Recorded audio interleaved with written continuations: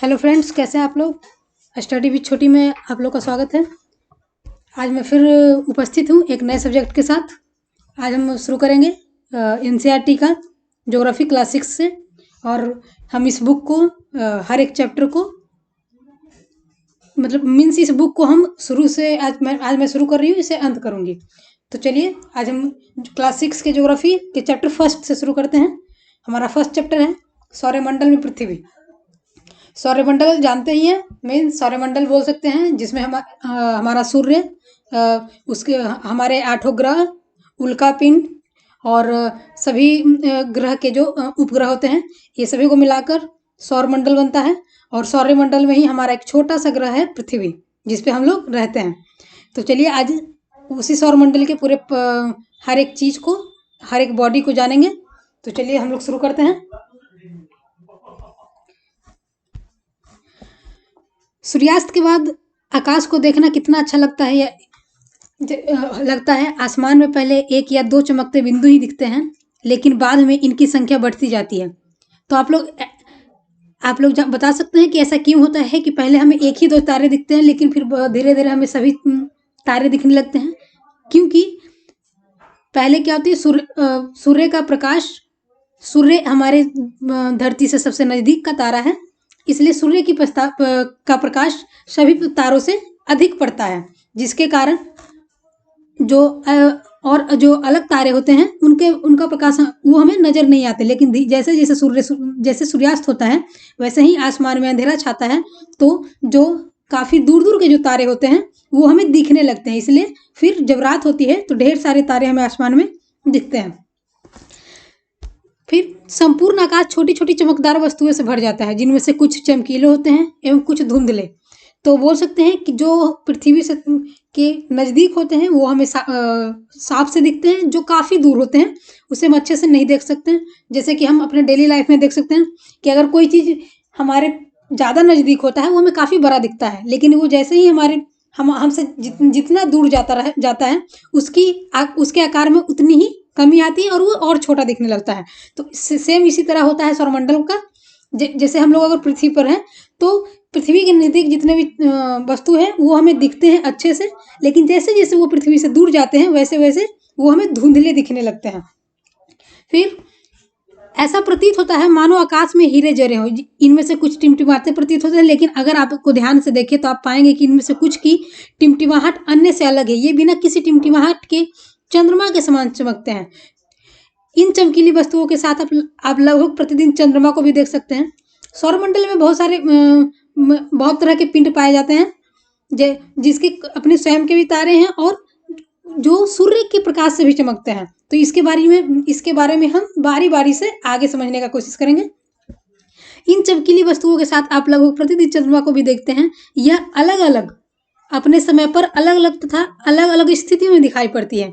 आप पूर्ण चंद्रमा को लगभग 1 महीने में एक बार देख सकते हैं।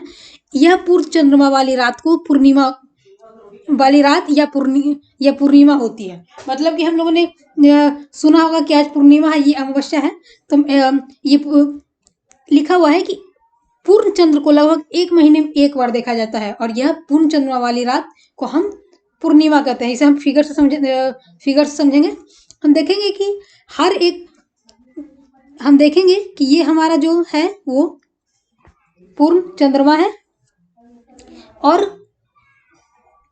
15 दिन बाद अमावस्या आती है, और उस 15 दिन के अमावस्या के बाद फिर पूर्णिमा आती है। मीन्स जिस दिन हमारा चांद जिस दिन फुल मून होता है, जिस दिन चांद अच्छे से दिखता है, वो हमारा पूर्णिमा होता है। और उसके 1 महीने 15 दिन बाद अमावस्या होती है, फिर 15 दिन बाद पूर्णिमा होती है। इस तरह हम कह सकते हैं कि 1 महीने बाद, मतलब महीने में एक बार हम फुल चांद को देखते हैं। फिर 15 दिन के बाद इसे हम नहीं देख सकते हैं। यह नए चंद्रमा की रात्रि या अमावस्या होती है। और 15 दिन बाद हम देखते हैं कि फिर 15 दिन बाद एक न्यू मून, इसे हम न्यू मून बोलते हैं। तो 15 दिन बाद फिर एक न्यू मून बनता है। ऐसी रात में अगर आसमान साफ है तो आप आसमान का अवलोकन अच्छी तरह से कर सकते हैं। क्या आपको इस बात का आश्चर्य नहीं होता है कि हम एक दिन के हम हम दिन के समय चंद्रमा एवं इन सभी छोटी चमकीली वस्तुओं को क्यों नहीं देख पाते? फ्रेंड, हम दिन के समय चंद्रमा एवं इन सभी चमकीली वस्तुओं को इसलिए नहीं देख पाते क्योंकि सूर्य हमारे पृथ्वी से नजदीक का तारा है और सूर्य का जो प्रकाश होता है वो इन सभी तारों से काफी अधिक प्रकाश होता है, जिसके कारण हम और जो अन्य जो चमकीली वस्तुएं हैं उसे हम नहीं देख पाते हैं। लेकिन जैसे जैसे सूर्य अस्त होता है, रात होता है, वैसे वैसे ही हम सभी जो तारे होते हैं, सूर्य चंद्रमा जो होते हैं, सभी को हम रात में देख पाते हैं। आसमान में सूर्य चंद्रमा तथा वे सभी वस्तुएं जो रात के समय आसमान में दिखते हैं, चमकते हैं, उन सभी को हम खगोलीय पिंड कहते हैं। चाहे सूर्य हो, चंद्रमा हो, उल्का पिंड है, बहुत सारे ऐसे चीज हैं जो आसमान में पाए जाते हैं, उन्हें हम सामूहिक रूप से खगोलीय पिंड कहते हैं। कुछ खगोलीय पिंड बड़े आकार वाले तथा गर्म होते हैं। ये गैसों से बने होते हैं। इनके पास अपनी ऊष्मा तथा प्रकाश होता है, जिसे वे बहुत बड़ी मात्रा में उत्सर्जित करते हैं। इन खगोलीय पिंडों को तारा कहते हैं और सूर्य भी एक तारा है। यहाँ समझिएगा, वैसा जिनके पास अपनी ऊष्मा तथा अपना प्रकाश हो, मीन्स उन्हें किसी दूसरे के प्रकाश की आवश्यकता नहीं होती, उनके पास स्वयं अपना प्रकाश होता है। जैसे कि एग्जाम्पल में ले सकते हैं, हमारे पृथ्वी के सबसे नजदीक का तारा है सूर्य। सूर्य भी एक तारा है। और मैंने बोला था कि बहुत सारे तारे, देखिए ये तारे हैं बहुत सारे, जो थोड़ा नजदीक है पृथ्वी के, वो हमें ज्यादा टिमटिमाते हुए दिखते हैं। जो काफी दूर है वो हमें कम टिमटिमाते हुए दिखते हैं। लेकिन सभी तारे के पास अपना स्वयं का प्रकाश होता है और ये बहुत सारे ऊष्मा को उत्सर्जित करते हैं, मतलब अपने बाहर निकालते हैं। फिर नेक्स्ट पेज पे आएंगे हम लोग। रात के समय चमकते हुए अनगिनत तारे सूर्य के समान ही हैं, लेकिन हम बहुत अधिक दूर होने के कारण हम लोग उनकी ऊष्मा या प्रकाश को महसूस नहीं करते हैं तथा वे अत्यंत छोटे दिखाई पड़ते हैं। आपने अवश्य ध्यान दिया होगा कि कुछ दूरी से देखने पर सभी वस्तुएं छोटी दिखाई पड़ती है। अत्यधिक ऊंचाई पर उड़ रहा हवाई जहाज कितना छोटा दिखाई पड़ता है। मैंने पहले ही बताया था कि जब हम किसी वस्तु के जितने नजदीक होते हैं उसका आकार हमें उतना ही बड़ा दिखाई देता है, लेकिन जैसे जैसे हम उस वस्तु से दूर जाते हैं वो वस्तु हमें उतना ही छोटा दिखाई देता है। रात्रि में आसमान की ओर देखते समय आप तारों के विभिन्न समूह द्वारा बनाई गई विविध आकृतियों को देख सकते हैं। जैसे कि हम ये समझने की कोशिश करेंगे कि हम आसमान में बहुत सारे तारे देखते हैं और ये जो तारे हैं वो अलग अलग शेप बनाते हैं। तो ये जो अलग अलग आकार के जो तारे हमें दिखते हैं, ये जो बहुत सारे तारे के समूह अलग अलग आकार बनाते हैं, इन्हें हम सामूहिक रूप से नक्षत्र मंडल बोलते हैं। देखिए ये हैं, ये सभी तारे हैं जो एक विभिन्न प्रकार के आकृति को बना रहे हैं, इसे हम नक्षत्र मंडल बोलते हैं। इसी में से एक है अर्सा मेजर, जिसे बिग बियर भी कहा जाता है। देखिए फिगर समझने की कोशिश करेंगे। ये तारे का जो समूह है ये अर्सा मेजर है और ये बहुत सारे तारे के समूह है जो एक शेप बनाते हैं, जिसे अर्सा मेजर बोलते हैं। और ये हमें दिखने में कैसा प्रतीत होता है? ये हमें दिखने में भालू की तरह दिखता है। देखेंगे ये अर्सा मेजर है और इसे ये भालू की तरह दिखता है। सप्तऋषि, जिस तरह अर्सा मेजर तारों के समूह का एक नाम है, उसी तरह एक ये सप्तऋषि भी होता है। देखिए सप्तऋषि को हम देखेंगे, ये है सप्तऋषि जो 7 तारों का समूह हो, 1 4 3 7। तो ऐसे बहुत, जैसा हमने देखा इस फिगर में, ऐसे बहुत सारे तारों का समूह है जो अलग अलग आकारों का निर्माण करते हैं। उसी में से एक हमारा अर्सा मेजर है जिसे बिग बियर भी बोलते हैं, और दूसरा हमारा सप्तऋषि है जो 7 तारों से बना हुआ होता है। अब हम नेक्स्ट पैरा पे आएंगे। प्राचीन समय में लोग रात्रि में दिशा का निर्धारण तारों की सहायता से करते थे। उत्तरी तारा उत्तर दिशा को बताता है, इसे ध्रुव तारा भी कहा जाता है। तो देखिए चित्र से समझेंगे, ये हमारा पृथ्वी है और हम जानते हैं कि ये ऊपर का जो पोर्शन है इसे हम उत्तरी ध्रुव या नॉर्थ पोल बोलते हैं, और जो नीचे का है उसे दक्षिणी ध्रुव या साउथ पोल बोलते हैं। तो जो तारा पृथ्वी के उत्तरी ध्रुव के सामने होता है उसे ध्रुव तारा बोलते हैं, जो उत्तर की दिशा की ओर होता है। देखिए यहाँ लिखा हुआ है कि तारों की सहायता से उत्तरी तारा उत्तर दिशा को बताता है। इसे ही ध्रुव तारा भी कहा जाता है। देखिए फिगर में हम देखेंगे कि ये जो हमारा नॉर्थ पोल है, ये जो हमारा नॉर्थ पोल है, तो ये हमारा ध्रुव तारा है। क्यों? क्योंकि ये नॉर्थ पोल के ऊपर ये तारा, और ये पहले के समय में दिशा को ज्ञात करने के लिए ध्रुव तारा का प्रयोग किया जाता था। अब यह आसमान में हमेशा एक ही स्थान पर रहता है। इस तारे में कोई परिवर्तन नहीं होता है। ये हमेशा उत्तर ध्रुव जो होता है साउथ पोल के ऊपर उत्तर की ओर होता है। हम सप्तऋषि की सहायता से ध्रुव तारा की स्थिति को जान सकते हैं। इस फिगर में देखिएगा, ये हमारा सप्तऋषि है। तो सप्तऋषि के माध्यम से हम ध्रुव तारा की स्थिति को, वो किस स्थान पे है उसकी स्थिति को हम सप्तऋषि के माध्यम से ज्ञात कर सकते हैं। फिर है, देखिए ये यहाँ फिगर पे दिया हुआ है, कुछ खगोलीय पिंड में अपना प्रकाश एवं ऊष्मा नहीं होती है, वे तारों के प्रकाश से प्रकाशित होते हैं। ऐसे पिंड ग्रह कहलाते हैं। जैसे फिगर से समझने की कोशिश करेंगे। हम जिस सौर मंडल में रहते हैं उसमें सूर्य के अलावे बहुत सारे ग्रह हैं, जैसे कि मार्स, वेनस, मरकरी, अर्थ, नेपच्यून, सैटर्न, जुपिटर और यूरेनस और छोटे छोटे उपग्रह हैं। तो वैसे खगोलीय पिंड जिनका स्वयं का अपना प्रकाश नहीं होता और वो सूर्य के प्रकाश से चमकते हैं, उसे ही ग्रह कहते हैं। और पृथ्वी एक ग्रह है जिसपे हम लोग रहते हैं। ग्रह जिसे अंग्रेजी में प्लेनेट कहते हैं, ग्रीक भाषा में प्लेटाइट शब्द से बना है, जिसका अर्थ होता है परिभ्रमक, अर्थात चारों ओर घूमने वाला। जैसा कि हम लोग जानते हैं कि पृथ्वी सूर्य की चारों ओर परिक्रमा करता है, उसी तरह पृथ्वी अपने अक्ष पे भी घूमती है। पृथ्वी जिस पर हम रहते हैं एक ग्रह है। यह अपना संपूर्ण प्रकाश एवं ऊर्जा सूर्य से प्राप्त करती है, जो पृथ्वी के सबसे नजदीक का तारा है। पृथ्वी को बहुत अधिक दूरी से, जैसे चंद्रमा से देखने पर, यह चंद्रमा की तरह चमकती हुई प्रतीत होती है।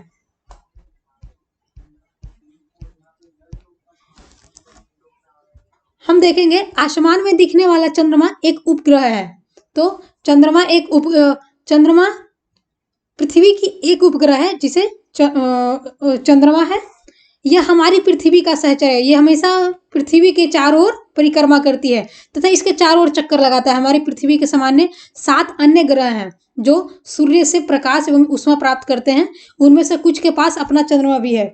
तो हम इस फिगर में देखेंगे कि जैसे पृथ्वी, ये हमारा पृथ्वी है, पृथ्वी का एक उपग्रह चंद्रमा है। उसी तरह हम इस फिगर में देखेंगे कि शनि, नेपच्यून, जो जुपिटर है और यूरेनस है, इन सभी ग्रह के भी अपने अपने उपग्रह हैं। किसी के एक है, मार्स के देखेंगे हम 2 हैं, वैसे ही और भी अन्य के 1 से अधिक उपग्रह पाए जाते हैं जो इस ग्रह का परिक्रमा करते हैं।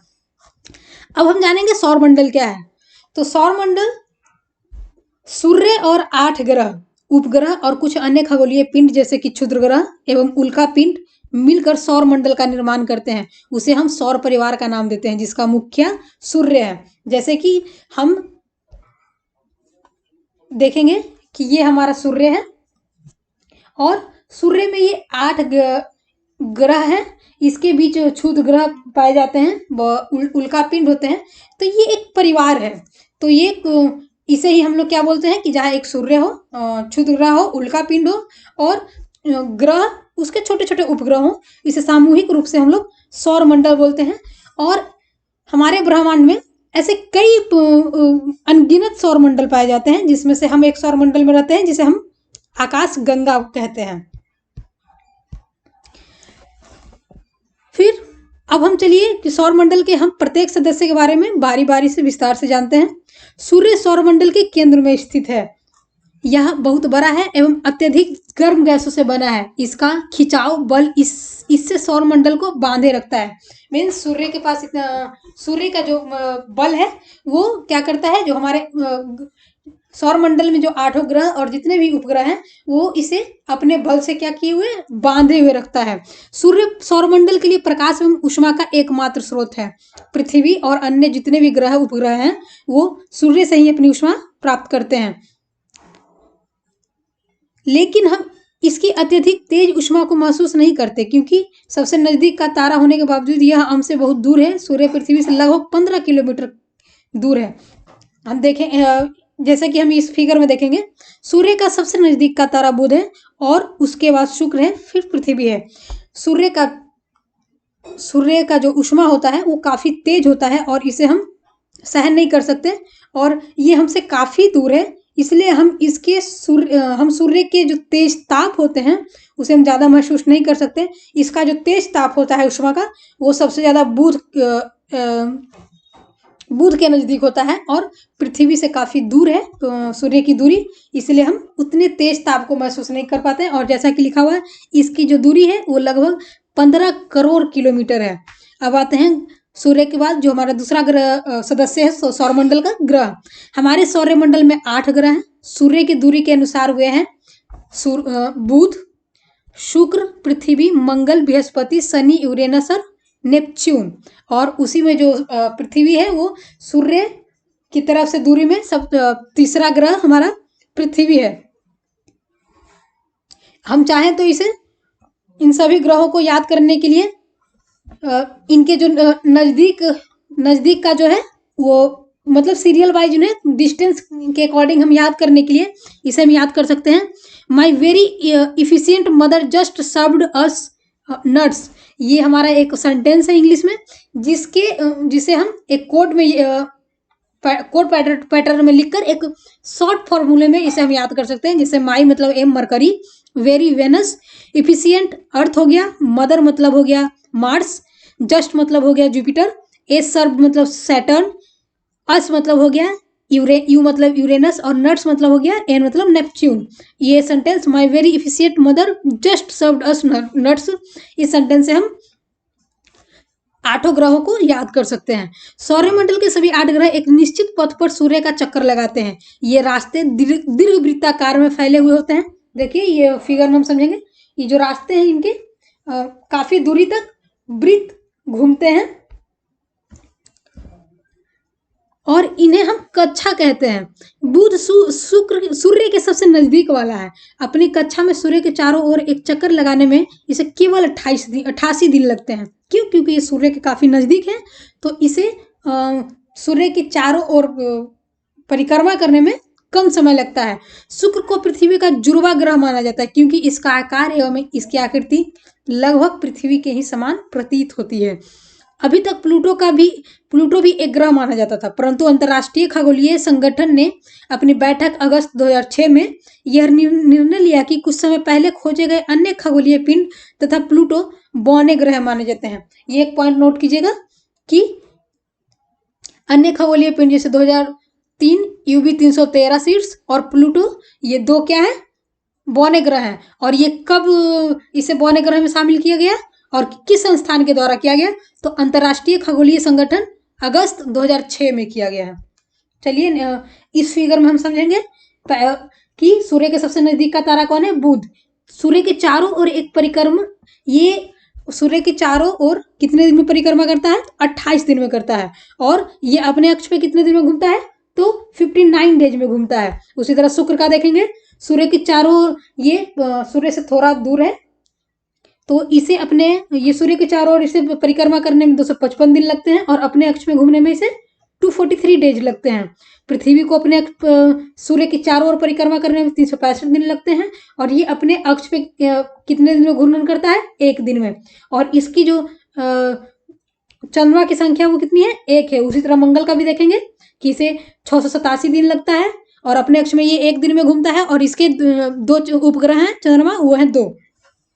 उसी तरह फिर देखेंगे कि बृहस्पति है जो सूर्य के चारों ओर परिक्रमा करने में से 11 साल 11 महीने और 11 साल 11 महीने, ये लगभग मान सकते हैं कि 12 साल लगते हैं। और ये अपने अक्ष पे कितने दिन, तो 9 घंटे, ये गौर कीजिएगा 9 घंटे और 56 मिनट में ये अपने अक्ष पे एक परिक्रमा पूरा करते हैं। इसकी चंद्रमा की संख्या कितना है, 53।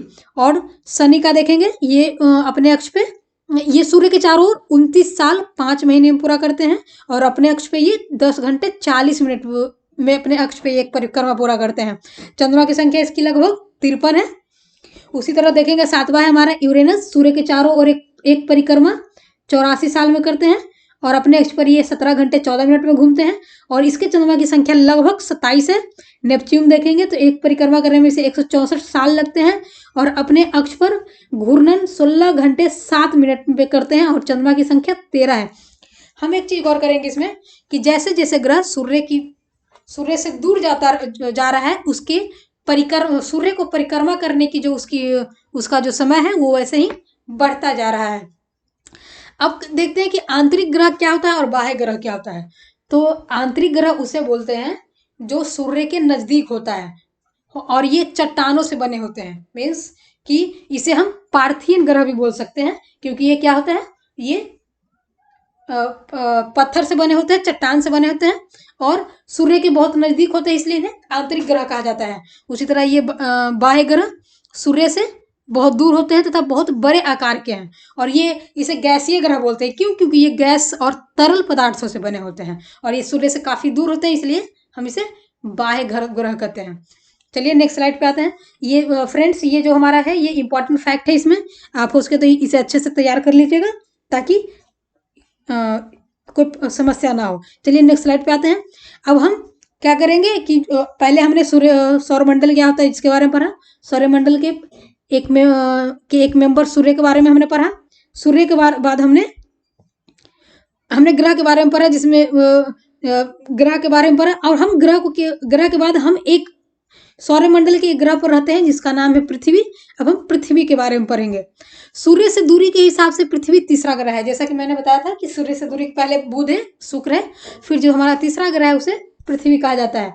आकार में यह 5वां सबसे बड़ा ग्रह है। यह ध्रुवों के पास थोड़ी चिपटी है। हम देखेंगे कि ध्रुवों के पास मतलब जो पृथ्वी है वो पूरा गोल नहीं है, पृथ्वी बीच में चिपटा है, इसलिए इसे हम भूआब बोलते हैं। क्यों? क्योंकि जो बीच में ये चिपटा होने के कारण इसे भूआब बोलते हैं। और इसे भूआब का अर्थ है पृथ्वी के समान आकार। जीवन के लिए अनुकूल परिस्थितियां संभवतः केवल पृथ्वी पर भी पाई जाती है। एक प्रश्न उठता है हमारे मन में कि हम बुध पे क्यों नहीं रह सकते, हम शुक्र या बृहस्पति पे क्यों नहीं रह सकते, हम पृथ्वी पे ही क्यों रहते हैं? क्योंकि पृथ्वी के लिए जो जरूरी हमारे जीवन के लिए जो जरूरी है, जल, वायु, ये हमें कहाँ मिलते हैं? और जो अन्य मृदा हो गए और जो अन्य पोषक तत्व हैं वो हमें कहाँ मिलते हैं? पृथ्वी पे मिलते हैं। और सबसे जरूरी बात, जो वायु है वो हमें, जो हमारा जो पृथ्वी का जो वायुमंडल है वो हमें क्या करता है? शुद्ध वायु प्रदान करता है। पृथ्वी पर वैसी स्थिति है जो मानव को जीने के लिए अनुकूल है, इसलिए हम पृथ्वी पर रहते हैं। और पृथ्वी को नीला ग्रह कहा जाता है। क्यों? क्योंकि पृथ्वी पे 71% जल है और इसी के मतलब स्थल से ज्यादा पृथ्वी पे जल का भाग है, इसलिए दूर से पृथ्वी हमें नीला दिखाई देता है। आप देखेंगे जीवन के लिए अनुकूल परिस्थितियां संभवतः केवल पृथ्वी पर ही पाई जाती है। पृथ्वी न तो अधिक गर्म है और न ही अधिक ठंडी है। क्यों? क्योंकि और ये हमें एक अनुकूल परिस्थितियां उत्पन्न करती हैं जिसमें हम अच्छे से अपना जीवन यापन कर सकते हैं। यहाँ पानी एवं वायु उपस्थित हैं जो हमारे जीवन के लिए आवश्यक है। वायु में जीवन के लिए आवश्यक गैसें जैसे कि ऑक्सीजन मौजूद है। इन्हीं कारणों से पृथ्वी सौरमंडल का सबसे अद्भुत ग्रह माना जाता है।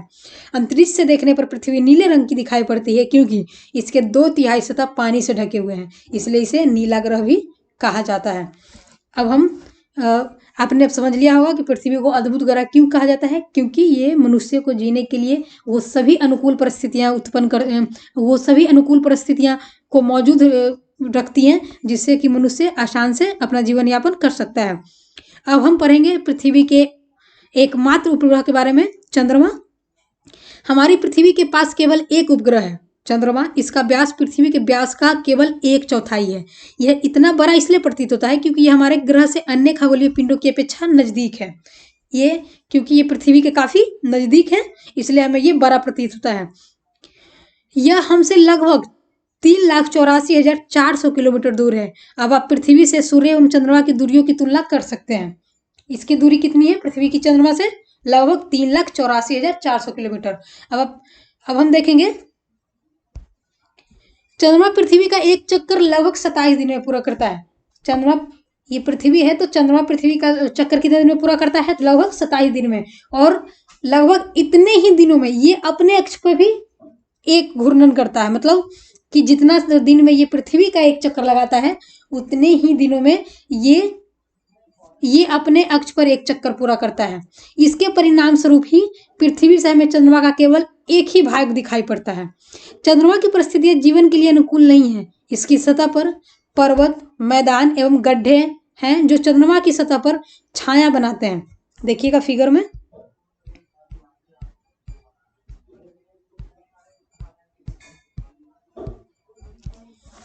कि ये काला काला छाया हमें प्रतीत हो रहा है।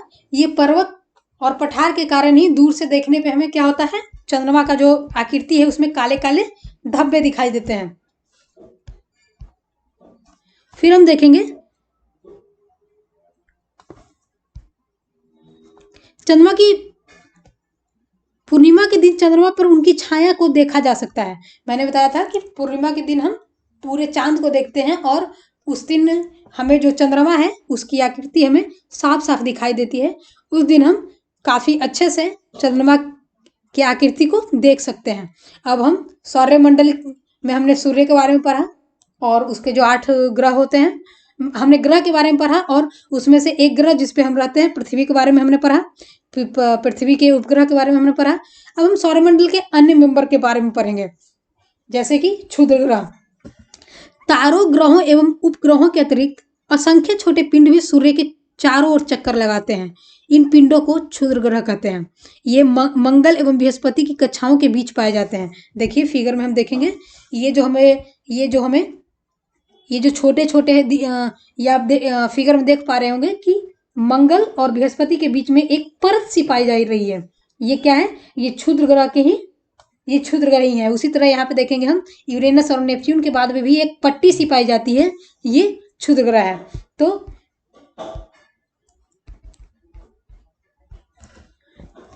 ये मंगल एवं बृहस्पति की कक्षाओं के बीच में पाया जाता है, जैसा कि मैंने फिगर में बताया। वैज्ञानिकों के अनुसार क्षुद्र ग्रह ग्रहों के ही भाग होते हैं जो कि बहुत वर्ष पहले विस्फोट के बाद ग्रहों से टूटकर अलग हो गए हैं। अब हम उल्का पिंड के बारे में पढ़ेंगे। उल्का पिंड क्या होता है? देखिए पहले फिगर में देखेंगे कि उल्का पिंड क्या है। ये है उल्का पिंड, जो सूर्य के चारों ओर चक्कर लगाने वाले पत्थरों के छोटे छोटे टुकड़ों को उल्का पिंड कहते हैं। कभी कभी ये उल्का पिंड पृथ्वी के इतने नजदीक आ जाते हैं कि इनकी प्रवृत्ति पृथ्वी पर गिरने की होती है।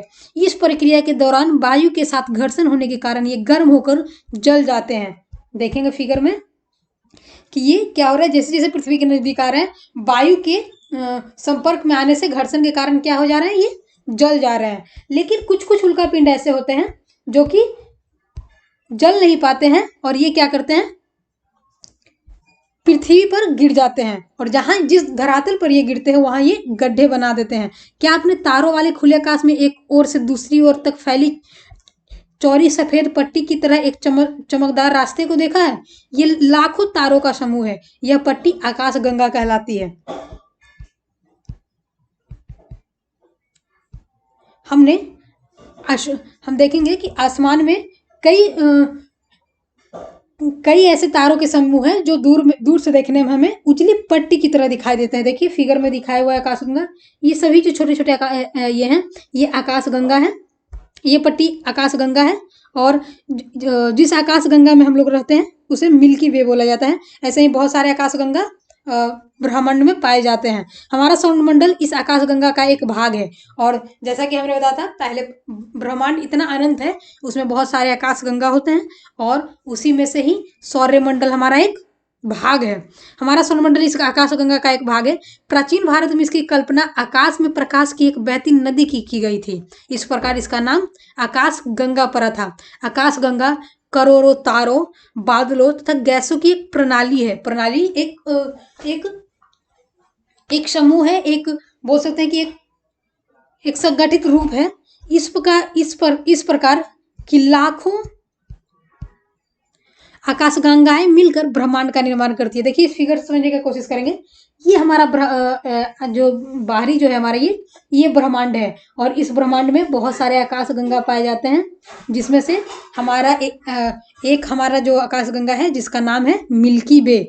और उसी आकाशगंगा में एक सौर जैसे कि ब्रह्मांड में बहुत सारे आकाशगंगा पाए जाते हैं और उसी आकाशगंगा में भी बहुत सारे सौरमंडल पाए जाते हैं। उसी में से हमारा एक सौरमंडल है जिसमें हम रहते हैं और उस सौरमंडल में भी हम एक ग्रह पे रहते हैं जिसका नाम है पृथ्वी। तो हम देख सकते हैं कि ब्रह्मांड की हम कल्पना नहीं कर सकते, वो अनंत है और उसका अनुमान लगाना हमारे सोच से भी परे है। और हम बस एक ब्रह्मांड के एक छोटे से ग्रह पे रहते हैं। तो आप कल्पना कर सकते हैं कि ब्रह्मांड कितना बड़ा होगा और हम उस ब्रह्मांड के कितने छोटे जीव हैं। ब्रह्मांड की विशालता की कल्पना करना अत्यधिक कठिन है और वैज्ञानिक अभी भी इसके बारे में अधिक से अधिक जानकारी एकत्र करने में जुटे हैं, लेकिन अभी तक उन्होंने ब्रह्मांड के बारे में अच्छे से जानकारी प्राप्त नहीं कर पाई है। इसके आकार के संबंध में अभी कोई जानकारी नहीं है, लेकिन फिर भी हम जानते हैं कि हम सभी इसी ब्रह्मांड का हिस्सा हैं। हमने जैसे बताया कि ब्रह्मांड के हम एक हिस्से हैं और हम एक ग्रह पे रहते हैं पृथ्वी। और इस तरह क्या आप ब्रह्मांड के साथ अपना संबंध बता सकते हैं? तो जैसा कि फिक्र में बताया गया कि एक ब्रह्मांड है और उसी ब्रह्मांड में एक आकाश गंगा है। आकाश गंगा के एक सौरमंडल के जो एक ग्रह है पृथ्वी, उस पे हम लोग रहते हैं। जो ब्रह्मांड से जुड़े इस तथ्य पर विचार कीजिए और इसे लाखों आकाश गंगाएं तो जैसा कि इसमें बताया गया है कि एक ब्रह्मांड में लाखों करोड़ों आकाशगंगाएं मौजूद हैं और एक आकाशगंगा में बहुत सारे सौरमंडल मौजूद हैं, जिसमें से एक सौरमंडल में हम रहते हैं और सौरमंडल में 8 ग्रह पाए जाते हैं, बहुत सारे उपग्रह हैं। उसी एक ग्रह में एक पृथ्वी है जिसमें हम लोग रहते हैं। चलिए अब हम एक और फिर से इसमें कुछ इंपॉर्टेंट फैक्ट है जिसे मैंने जो बॉक्स में बनाए हुए उसे मैंने छोड़ा था। चलिए उस पर एक और फोकस कर लेते हैं। हमने पहले चलिए एक और शॉर्ट ये कर लेते हैं। पहले हमने जाना कि पूर्णिमा क्या होता है। तो पूर्णिमा जो 15 दिन पे, ये पूर्णिमा हमें महीने में एक बार दिखता है, 30 दिन पे पूर्णिमा दिखता है। और अमावस्या हमें कब दिखती है? 15 दिन पे दिखती है। और पूर्णिमा के समय जो हमारा चंद्रमा होता है वो पूरा हमें चंद्रमा अच्छे से दिखाई देती है और जिसे हम फुल मून बोलते हैं। और अमावस्या के दिन हम चंद्रमा को नहीं देख पाते और इसे हम न्यू मून बोलते हैं। उसी तरह हमने खगोलीय पिंड देखा कि खगोलीय पिंड क्या होता है। तो खगोलीय पिंड सूर्य, चंद्रमा तथा ये सभी वस्तुएं जो रात के समय आसमान में चमकते हैं उन्हें हम क्या बोलते हैं? खगोलीय पिंड बोलते हैं। उसी तरह फिर हमने तारा के बारे में जाना कि तारा खगोलीय पिंड का एक ऐसा आकार जो गर्म होता है, जिसके पास अपने गैस होते हैं और वो अपनी ऊष्मा और प्रकाश, जिनका अपना ऊष्मा होता है और प्रकाश होता है, उसे हम लोग क्या बोलते हैं? तारा बोलते हैं। और ये बड़ी मात्रा में ऊष्मा को क्या करते हैं? उत्सर्जित करते हैं। उसी में सूर्य है जो एक हमारा तारा है। अब हम आते हैं, उसके बाद हमने देखा कि हमारे आसमान में बहुत सारे तारों के समूह हैं और ये जो तारे हैं वो विभिन्न प्रकार के आकार को बनाते हैं, जिसे हम क्या बोलते हैं? नक्षत्र मंडल बोलते हैं। उसी में से दो नक्षत्र मंडल के बारे में यहाँ बताया गया है। एक है अर्सा मेजर, जो दिखने में हमें कैसा प्रतीत होता है? भालू की तरह प्रतीत होता है। जैसा कि हमने फिगर में देखा है, ये हमें कैसा प्रतीत हो रहा है? देखिएगा, भालू की तरह प्रतीत हो रहा है ये हमें। उसके बाद एक और है हमारा सप्तऋषि, जो ये फिगर में देखेंगे जो 7 तारों के समूह से बना हुआ है। उसके बाद हम देखेंगे कि ध्रुव तारा क्या होता है। ध्रुव तारा क्या करता है? वो पृथ्वी के उत्तर के ध्रुव के ऊपर होता है और ये हमें उत्तर दिशा का आभास करवाता है। पहले के समय लोग ध्रुव तारा के प्रयोग से उत्तर दिशा का ज्ञान पता करते थे। चलिए अब जानते हैं ग्रह क्या होता है। तो कुछ खगोलीय पिंड जिनका अपना प्रकाश नहीं होता और ये दूसरे के प्रकाश से चमकते हैं, उसे हम ग्रह कहते हैं, जिसमें कि पृथ्वी भी हमारा क्या है? एक ग्रह है। अब आते हैं नेक्स्ट पे।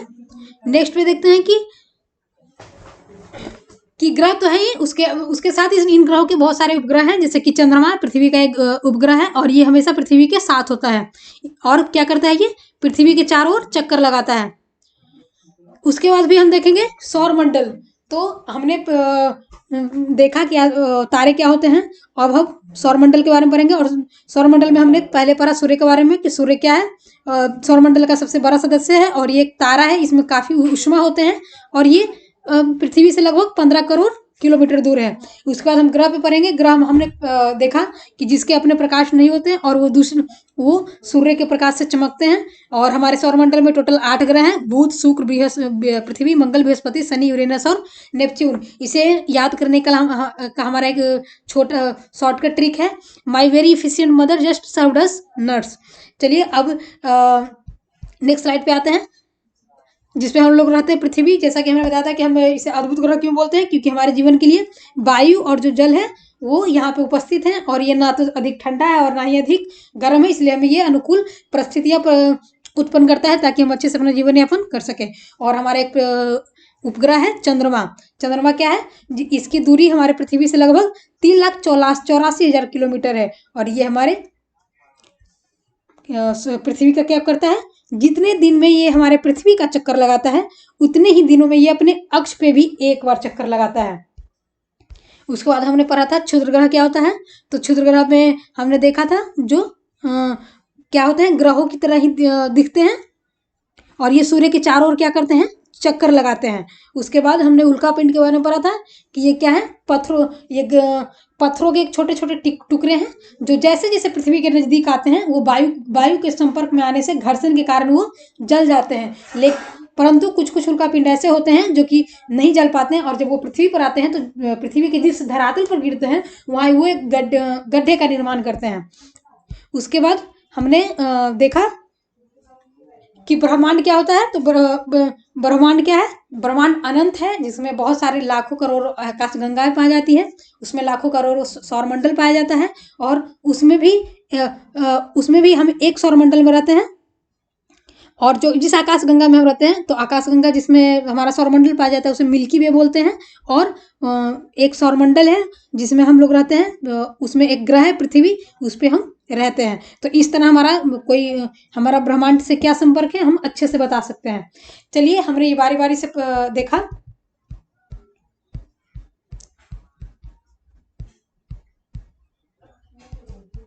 अब हम यहाँ देखेंगे कुछ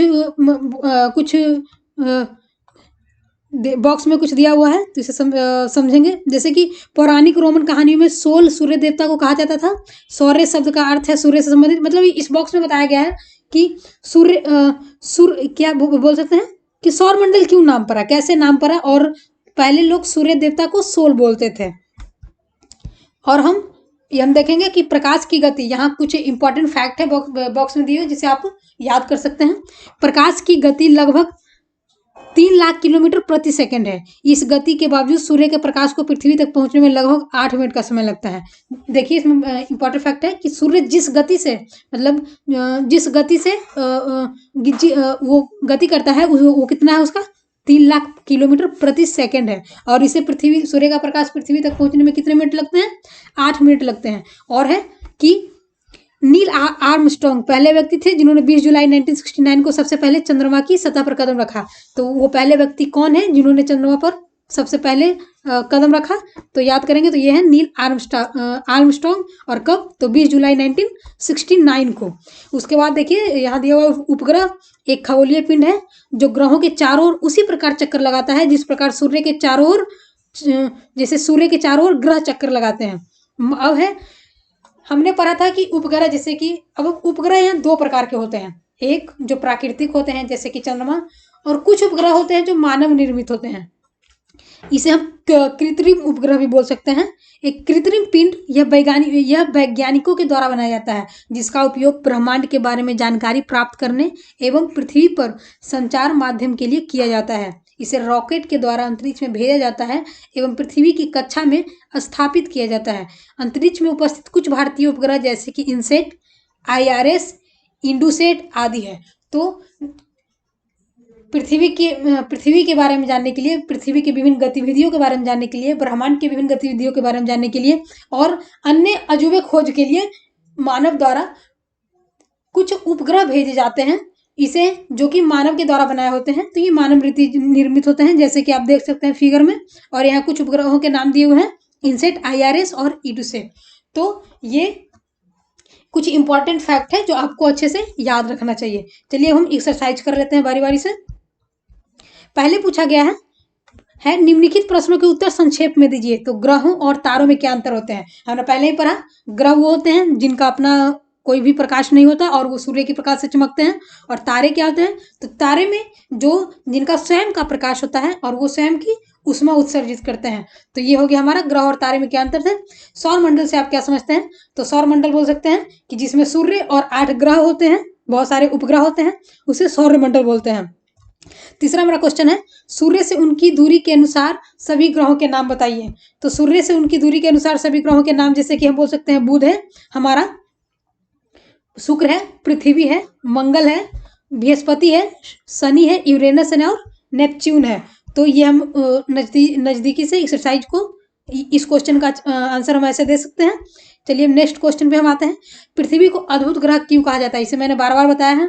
पृथ्वी को अद्भुत ग्रह इसलिए कहा जाता है क्योंकि यहाँ पे मानव को जीवित रहने के लिए वो सभी अनुकूल परिस्थितियां मौजूद हैं, जैसे कि वायु हो गया, जल हो गया। तो इसलिए इसे पृथ्वी को अद्भुत ग्रह कहा जाता है। हम हमेशा चंद्रमा के एक ही भाग को क्यों देख पाते हैं? हम चंद्रमा के एक ही भाग को इसलिए देख पाते हैं क्योंकि चंद्रमा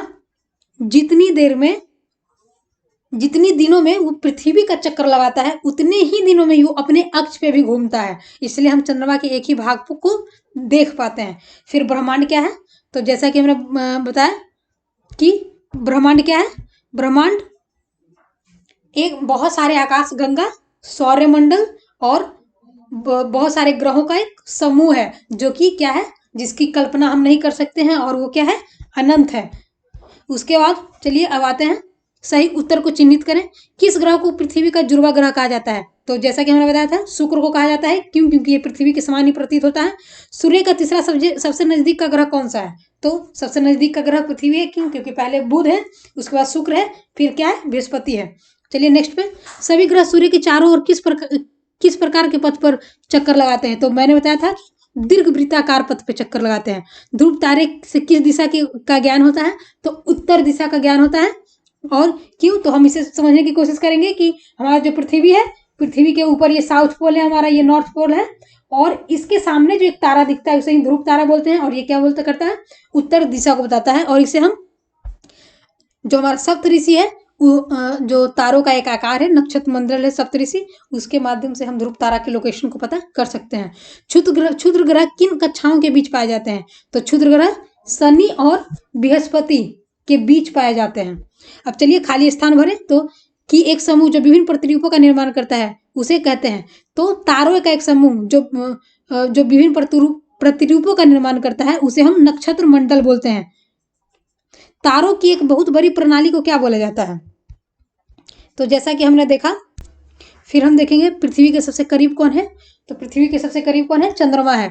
उसके बाद सूर्य में तीसरा सबसे नजदीक ग्रह कौन है? तो सूर्य में सबसे तीसरा नजदीक ग्रह पृथ्वी है। पहले हमारा बुध है, फिर शुक्र है, उसके बाद क्या है, पृथ्वी है। ग्रहों के पास अपनी ऊष्मा तथा प्रकाश नहीं होती है। उसके बाद ये था हमारा आज का एक्सरसाइज। और आज हमने क्लास 6 के ज्योग्राफी का पहला चैप्टर हमने सौरमंडल में पृथ्वी पूरा किया। इसी तरह हम आगे भी आपके लिए क्लास 6 के ही अगले चैप्टर को लेकर आएंगे। अगर आपको वीडियो अच्छा लगा हो तो इसे लाइक करें और कमेंट सेक्शन में बताएं कि आपको आज का वीडियो कैसा लगा। ज़्यादा से ज़्यादा शेयर करें, सब्सक्राइब करें। Thanks for watching friends.